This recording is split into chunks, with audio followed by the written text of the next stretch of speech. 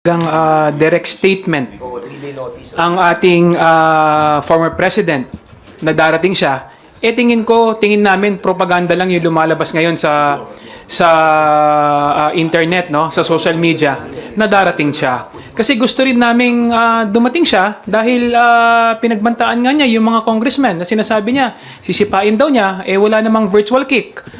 'Di ba? So, mas maganda sana dumating siya.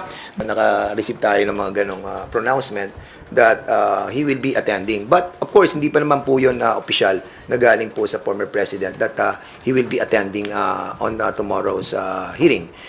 Unless and until that we have received any copy from him, then most likely. But it's hard to na makapag-ano na po tayo tomorrow because yung pronouncement and the invitation to other resource persons were already been cancelled. Tapos, with the cancellation of the hearing, may mga posts po kasi online saying na baka naduwag daw yung Quadcom. Alam mo, unang-una, hindi naman si Attorney Panelo inimbitahan namin. Di ba? It was the former president ng aming inimbitahan.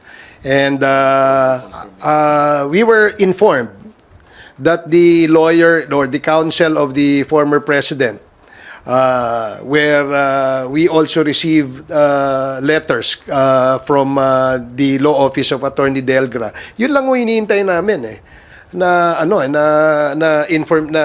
information. So kung social media wala akong pupunta, kung nagtatawag kayo ng mga vloggers parang disrespect yan sa atin dito sa sistema ng ating imbitasyon. Do not invite in the social media. Kung gusto nyo, sumagot kayo, sulatan nyo kami. Diba? Sulatan nyo kami kung kayo ay pupunta. Hindi yung sa social media kayo magsasalita.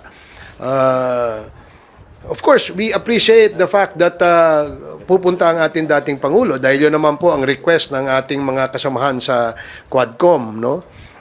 Na magkaroon ng talakayan, magkaroon ng palitan ng idea